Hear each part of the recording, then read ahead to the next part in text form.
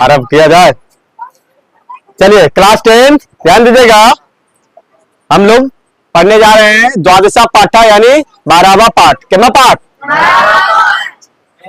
जिसका चैप्टर का नेम है कर्ण से दानवीरता। कर्ण से दान यानी कर्ण की दानवीरता। कर्ण की यानी कर्ण महाभारत काल में जो कर्ण जो है ना, वो काफी एक प्रसिद्ध किरदार है, काफी एक प्रसिद्ध कैरेक्टर है, चरित्र है, जिसको महाभारत में बहुत ज्यादा हाईलाइट किया गया है। जो कि माने जाते हैं कि जो कर्ण जो है ना, वो कुंती के ही क्या थे? पुत्र थे। किनके पुत्र थे कर्ण? कुंती के।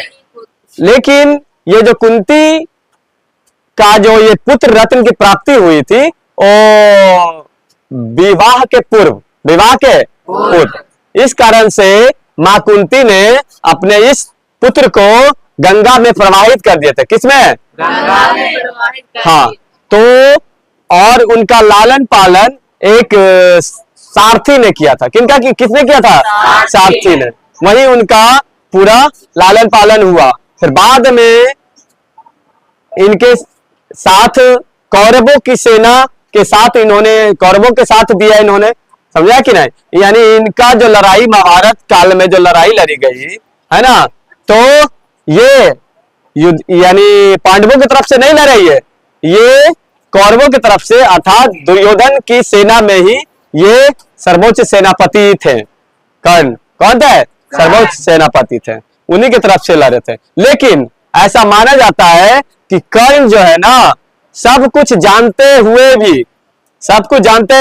हुए भी ये अपना बहुमूल्य कवच और कुंडल, जिसके कारण इनका जीवन था, यानी जब तक इनके शरीर पर कवच कुंडल होता, कोई भी इन्हें परास्त नहीं कर सकता, कोई नहीं हरा सकता था। लेकिन ये चीजें जानने के बावजूद भी उन्होंने, है ना, यानी ब्राह्मण भेष में जो बदल कर भगवान इंद्र आए थे उनसे कुछ याचना करने, तो उन याचना में वो भगवान इंद्र ने छल पूर्वक उनसे कवच कुंडल ही मांगा, और कर्ण ने, है ना, इसलिए उनको मना नहीं कर सके, क्योंकि किसी भी सन्यासी, कोई भी साधु हमारे घर पर आए तो उनको खाली हाथ नहीं भेजना चाहिए।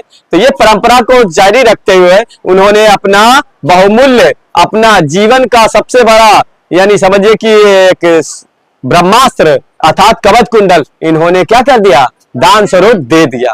अपनी मृत्यु के यानी भय के बिना ही, यानी मृत्यु का कोई भय नहीं था, इनको पता था कि हमारी मृत्यु हो जाएगी अगर हम दे देंगे, लेकिन इसके बावजूद भी इन्होंने अपना कवच कुंडल